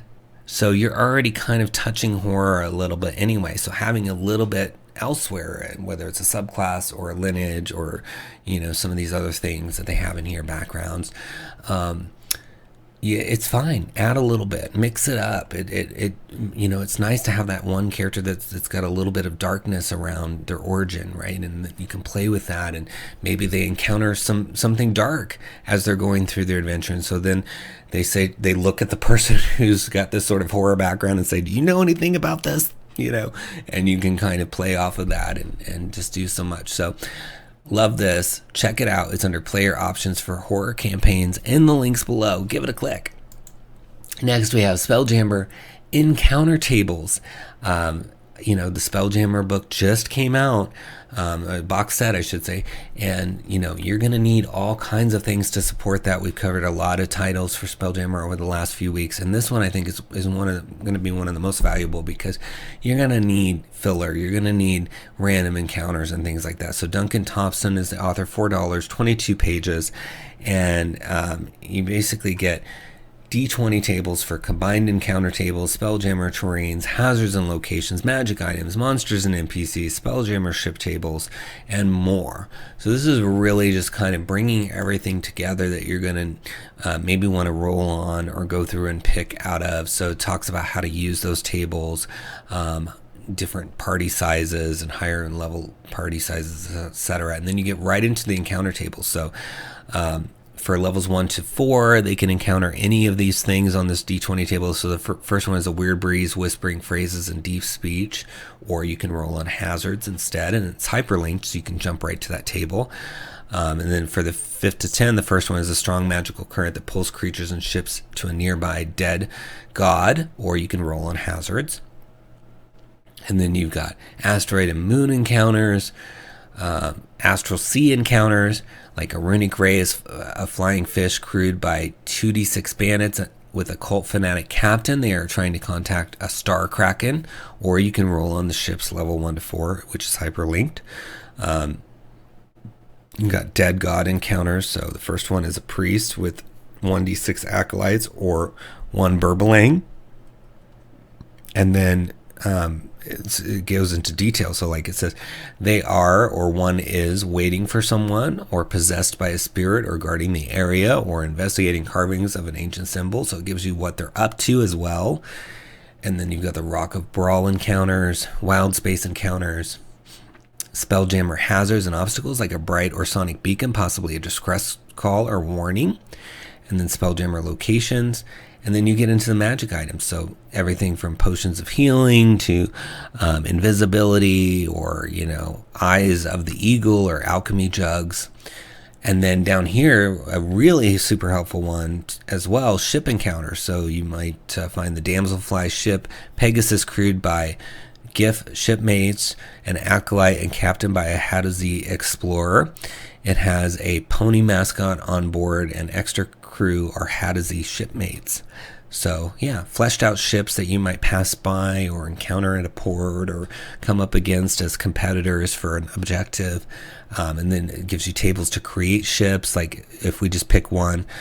So it's a space galleon, squid ship, or roll on the Spelljammer types table.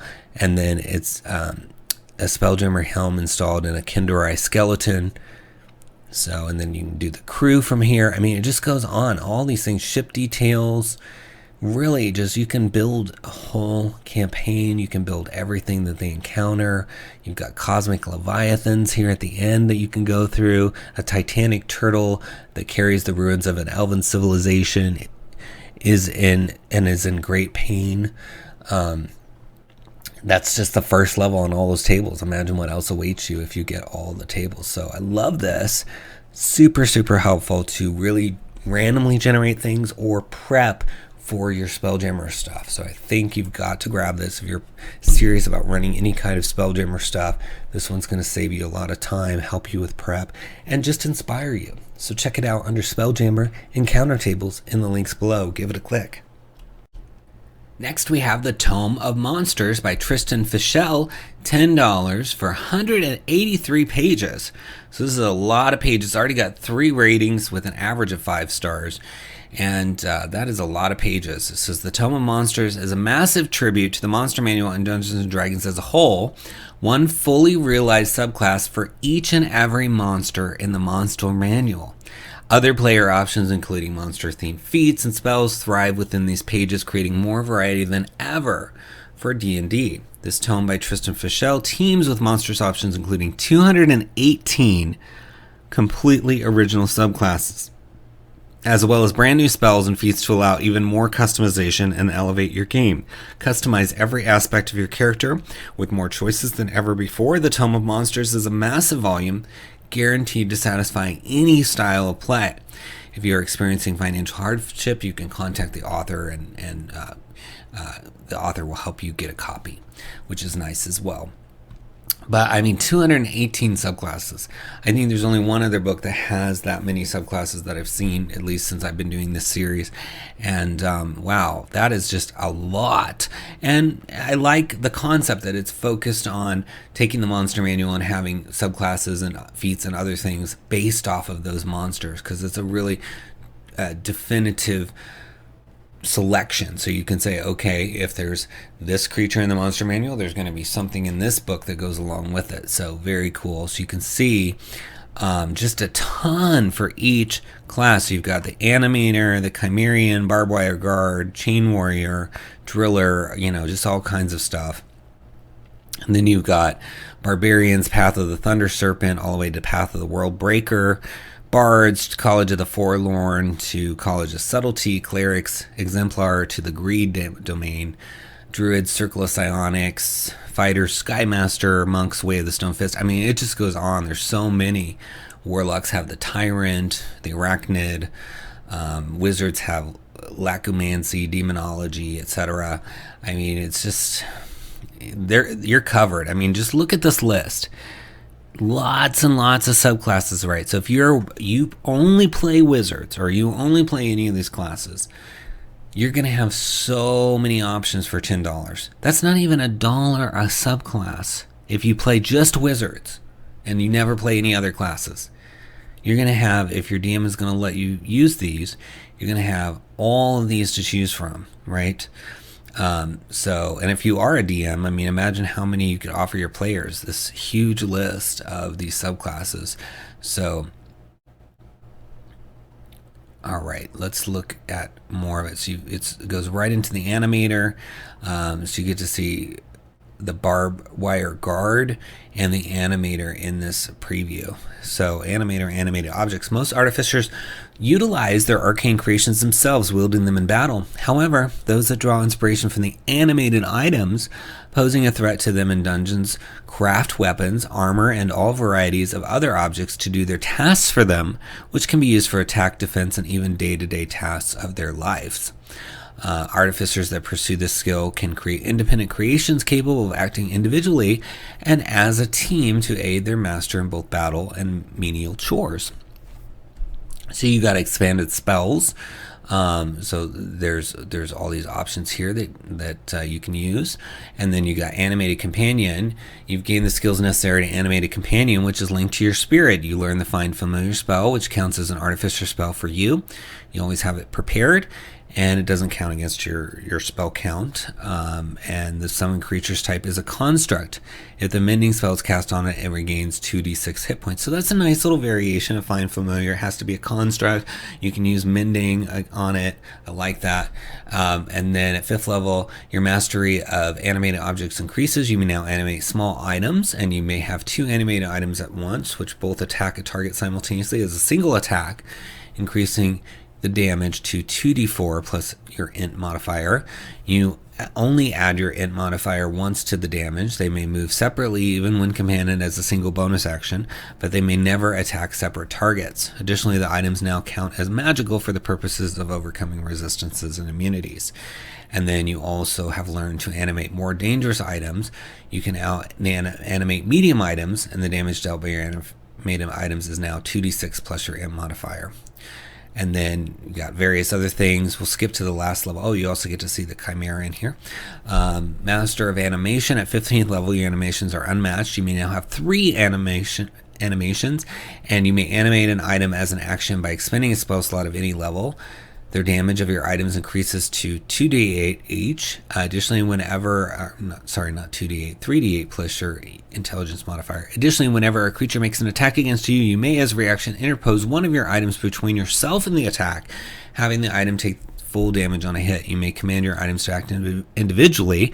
They may attack, grapple if they meet the size requirement, and more individually using a single bonus action. So you're going to have all sorts of items floating around you, which could be an interesting visual as well. But then it goes into the Chimera, which you can read the whole thing of, and then the beginnings of the Barbed Wire Guard, or Barb, which is based on the Barbed Devil. So you can see, this book is, again, focused on the monsters from the Monster Manual. So the Barbed Devil's in the Monster Manual, the Chimeras in the Monster Manual, and the animated objects are in there. They're not going to be necessarily in the order of the Monster Manual, but you should be able to read throughout the book and find the inspiration for any monster in that book is going to be covered in here from the looks of it. And as I said, 218 subclasses for $10. Even if you just go through here and create NPCs off of these, or you go through here and pluck out little interesting features and assign them to an NPC, I think with 218 subclasses for $10, you're going to find some value. And especially if you're a player or you're a DM who likes to give your players multiple additional options, this is going to be a worthy resource. So check it out. It's under Tome of Monsters in the links below. Give it a click. Next, we have The Wandering at Witchlight by Zero Reynolds, $4.95 for 20 pages with this really fun cover. And it says, The Wandering at Witchlight is an all-new story of the Witchlight Carnival, where a group of 4 to 5 level 5 adventurers have their day of whimsical entertainment whisked away into a dark realm called The Wandering. It's a look into the darker corners of the carnival and a race against the challenges set by a sinister newcomer. The prize? Freedom. The catch? Failure means an eternity slowly being consumed by the reality warping effect of the realm. Can you rescue Mr. Witch and Mr. Light and escape the wandering? So you get 20 pages of puzzles and horror elements, 2 new monsters, the Silenced and the legendary Unmerry-Go-Round, encroaching effects of the wandering mechanic, and a printable map and key tokens. So really cool. I always like Zero Reynolds' work because it's just always well presented, great artwork, just fun stuff. You can see some of it down here in the more from the titles contributors. But what's really cool is that Zero has focused on the Witchlight Carnival and Mr. Witch and Mr. Light. A lot of people love Wild Beyond the Witchlight and doing things with that, and to be able to go back to that carnival or to go there in a new way is going to be very appealing to people. So it's exciting that this exists and people can really, deepen their experience with the Witchlight Carnival. It's exciting. So looking inside, typically beautifully laid out from Zero Reynolds, which I love. So you've got about the adventure, everything you need to get it set up, including some plot hooks, and then you get right into the different acts. So day 1, or Act 1, Act 2, Act 3, and then the appendix for Delights for All Ages. So very, very cool. And then About the Adventure is shown, so you can read through all of that. Then you can read a little bit of Act 1, because you're getting to see about half the book here, which is really cool. So there's a whole mime puzzle and just beautifully illustrated as usual from Zero. I mean, these are very custom created art pieces for this book. I love it. So let's look a little bit at Act 1. So it says it's early in the day at the carnival, but things are already in full swing and the merriment is infectious. The party is at one of the many games and rides on offer. You may use any of the games of chance or rides from the Wild Beyond the Witchlight or the strength test listed below. And then they give you a whole strength test where you're trying to ring the bell by striking a platform with a sledgehammer kind of game that you can use. And once all of the players have attempted this game or it's clear they are ready to move on, proceed to the darkening section below. So then you get this flavor text, which I'll read. As the sights and sounds of the carnival wash over you, things seem to slow to a crawl. A pin tossed by a juggler floats lazily in the air before freezing in place. Children seem stuck in mid-air during joyful skipping. The music holds impossibly long on a single note and goes silent above the sky that displayed a gorgeous spring day fades to the deepest night, and the stars seem to shiver. One by one, they break free from their positions and dart away like fireflies over the horizon, leaving only slate-gray clouds rolling in to take their place. The people around you, from guest to staff alike, vanish. The colors all around begin to seep out of reality like paint poured into water, but in reverse. The carnival, once a riot of hues, is now a study in grays and blacks. Here and there, tendrils of what looks to be ink cling to tent walls or dangle from signs and rides. The air tastes stale. The atmosphere looks like it should be freezing, but you feel nothing. No chill, no wind, no life. So really moody start, right?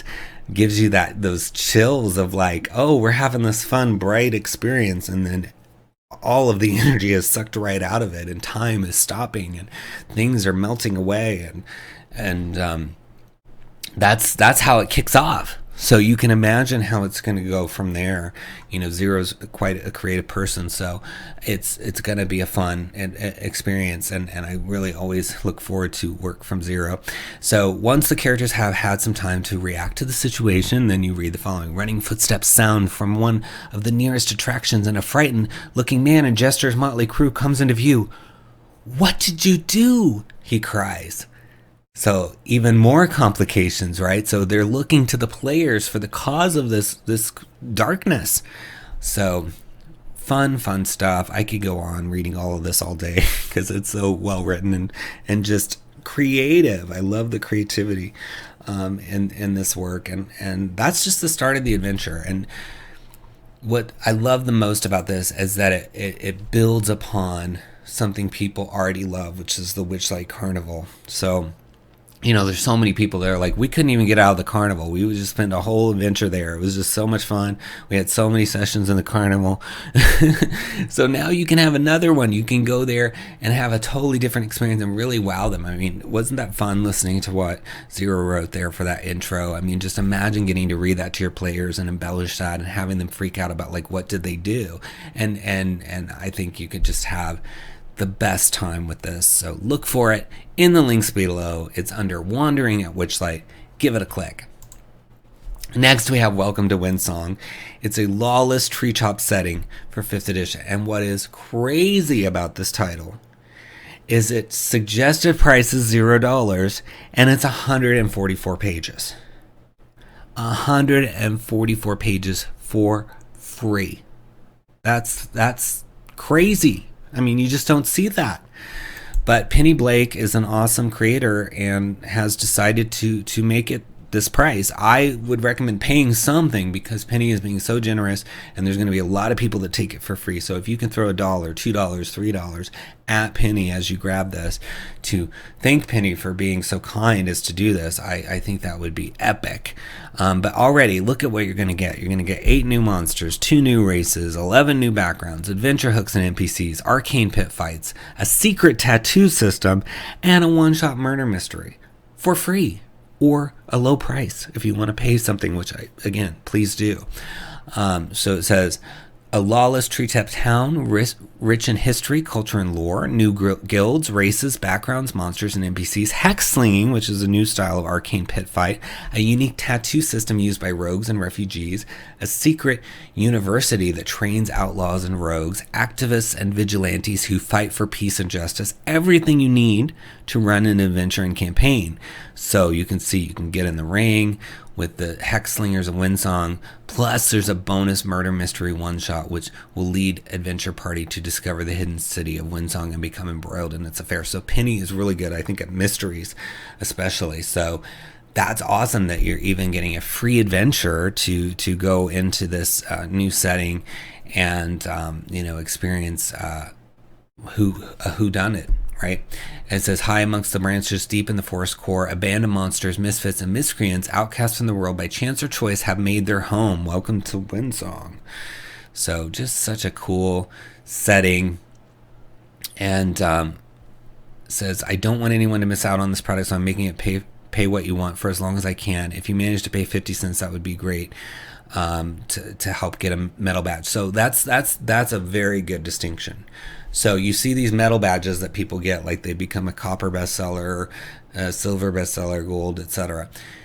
If nothing is paid for the title, it doesn't count towards the medal. So to get a copper medal, you have to sell 50, and I think you have to spend at least like around 20 cents for it to register.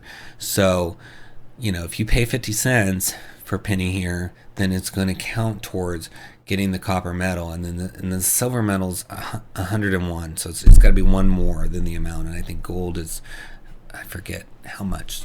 Or no, there's something in between gold. I think it's Electrum, like 250 is Electrum, and then 500 is gold. Anyway, to help achieve those medal goals, which is a goal of all these creators, to show that their product is desirable and worthy of your attention, you need to pay something if you can for this. Even 50 cents, 20 cents, I think will be the minimum to register it as a medal, for the medals, but definitely should pay something. But let's look inside. So you can see you've got the chapter 1, Welcome to Windsong, and then the guilds of Windsong. So all these guilds, and again, when you get these kind of books that have all these factions, you can pluck a faction out and put it in your homebrew setting. So always very valuable. Then this guild tattoo system with chimera birching, guild badges, palm reading, etc. Places of interest like the singing ringing trees, the shadow spires, Ket's hive. Then you got the people of Windsong, races, Trivedi, Acreorna. And then you've got creatures of the wood, a raw head and bloody bones, knucker, forest cow, and then you've got the adventures, which is open-ended hooks, general features, street food, and then appendices, acknowledgments, etc. So much to read here, but I just love this notion of, this is people that are outcasts either by choice or being forced to be there, and then you get right into the guilds. You can look through the whole book before you buy it too. So lots to see. Let's zoom out and show you maybe the full page if it'll let me. No, it's not cooperating today. Let's see. No.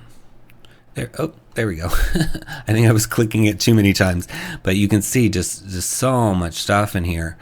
You got the creatures, lots of tables, so tons of things for you. Penny always just puts heart into the work, and it just shows. I think that's really important, is that somebody's passionate about what they're doing. So it says, Windsong Wood is haunted, or so they say. You only have to listen to the ghostly howls and ethereal noises that emanate from within its ancient heart, both night and day. Windsong it may be called, but no one who has passed close to its borders would ever claim the wind is what they heard. Local folk give it a wide berth, and travelers are advised to take the long route round the fields and across country rather than pass through it. Peering in, the sunlight dappling through the frilly fronds of green gold birch leaves and the merry twittering of birds may deceive you into thinking this is just another pleasant copse, but venture in at your peril, for many have set foot inside and ne'er return to tell the tale of what lies within its dark and ancient heart. So such a great concept for this location, because it's a full-blown city, but people are steering clear of it, and it looks normal. So you can play with that and go right into all of this history and detail that Penny has put together for you. So let's read a little bit about one of the factions, the guilds. So this is the Talons. If anyone can be said to rule the roost in Windsong, surely it must be the Talons, a ruthless gang of thugs who extort protection money from the other citizens. There is no law or rule system in Windsong, but Talon members are not above inventing ridiculous rules on the spot if they want to make someone's life a misery just for the fun of it. This gang attracts members who don't really have the talent or work ethic to be accepted anywhere else, but desperately want to be in a guild and enjoy throwing their weight around doing very little work or beating people up just for fun of it. You don't have to be big built to join the Talons, you just have to like hurting people. So this bully gang is made up of misfits, people that just don't have a place and want to belong and throwing their weight around. And so that, again, offers a lot of story potential, because the party can observe them shaking down somebody unjustly, Or the party can come up to, some silly rule, like you're not allowed to wear the color blue in this city. What are you doing? And then they're like, what are you talking about? How is a color outlawed? And then the whole, situation arises out of that. So love how baked into this there is story potential for days. I mean, this is a setting, right? You need lots of story, and that was just one. There's so many factions here that you can read about. Let's read one more. The Merry Wives of Windsong. There are many old women in Windsong who have a can-do attitude and plenty of fight left in them. The Merry Wives are determined to use their skills at crochet, knitting, and tea-making to combat the wave of oppression they see rising on Windsong streets. Some have raised families here, some have lost loved ones. All have been hardened by adversity in some way, shape, or form. These stout old hearts have been known to sit vigil around a shop, stern-faced and stoically knitting away to protect the owner from the talents. They teach orphans to knit in the hopes of keeping them out of the university and getting them into a trade instead. And their bold and creative acts of guerrilla yarn bombing have sometimes shamed, encouraged, and cajoled those around them to act in a more peaceful and supportive way toward their neighbors. They know they're no match for the ruthless gangs en masse, but they also know that every gang leader was just a scared and innocent little urchin at one time, and they have a certain knack of reaching out to that younger self where it still exists and sometimes even bringing it back to the surface again. So, story, right? These characters can be sitting outside of a shop, and you're like, why are all these people knitting outside of a store? It doesn't make sense. And then you start to understand as you get the ecosystem of this Windsong place. It's so vibrant. There's so many details, and everything we've read, and we've barely scratched the surface of the 144 pages, just shows that passion and creativity that Penny has. So you really want to read, just even read this for fun, for free. But again, pay something, please. Help Penny achieve the goals. So many people are just going to take this for free. So if you can be one that actually put some money in the pot, that would be great to encourage Penny to keep doing things like this and to help reach the medal goals and just maybe bring more awareness. You can actually browse books by medal. So, when this gets to medals, people might find it even easier. So I really, really love this. I think it's going to be fun to just sit and read through almost like a novel, because the detail of these factions and this unique location with the visuals you're seeing here is just rare to see. So check it out. It's under Welcome to Windsong in the links below. Give it a click. All right, that was our last new release, but I want to give you a sneak peek at our exclusive discount for next week at 10 a.m. Mountain Standard Time on Monday on all our social media channels at Splinterverse on Twitter, Instagram, Facebook.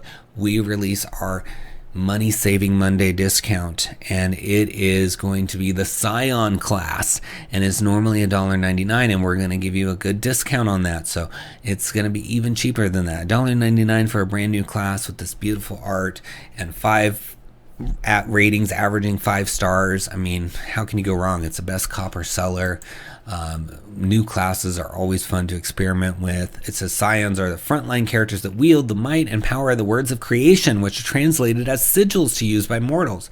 As an intelligence-based class, they can use sigils to empower themselves or cast spells, along with making powerful strikes with weapons they wield. A true Gish class that with the right choice of sigils, they can play powerful tanks, strikers, or even ranged spellcasters. Remember your class, your choice. So lots of flexibility in this class for the play style, and it's really cool that it connects with sigils. I think that's just a fun thing to play around with, because it's very visual too. You can even create the sigils and show them to players or the DM or whoever, right? So, going to get a good discount on it. It's normally $1.99. It's not going to be $1.99 with that discount, but only through Splinterverse. So make sure you're following us everywhere. And then, of course, next week's video, we're going to deep dive into this so you can look at it further. But you want to make sure you're following. Take a break from work on Monday and, lunch break, and just see what the discount is and take advantage of it while you can. Some of them have limited number, like the one that's running right now is limited to the first 20. They also have a limited duration, so we're really trying to spotlight a different creator each week with these, so that you can get to know all the great creators out there. So check it out. It will be on the channel as well. Thanks so much for watching. watching. Please like the video for the algorithm. Leave a comment. I will respond to you personally. Subscribe to the channel. Tell your friends about the video. Share it out there if you can. Click all the links. Purchase those books for the creators this week. If you purchase anything, you're going to be supporting the channel through a small affiliate fee. And check out the 6 books that we've created down there in the links as well from Splinterverse Media. Everything from our Swarms of the Multiverse to the Feywild Companion, Potions Unlocked. All of those are out there. And we're working on a brand new Dragonlance book, which is going to be massive in size, and it's going to come out later this year. So stay tuned. We're already kind of starting to tease it on our social media channels. So if you're on there, you can start to get little hints about what's coming. We're so excited to share that with you. It's just unbelievable, the artwork and things inside that book that are going to be waiting for you later this year. So stay tuned. And if you are watching and you are a creator, keep at it. You know, we love what you do. We talk about the passion that's coming through in some of these writings. And so just pour your passion into it. Believe in yourself. Keep writing, and it will pay off. You will leave behind something for people to enjoy. So don't stop. You've got this. And until next time, everyone, happy adventuring.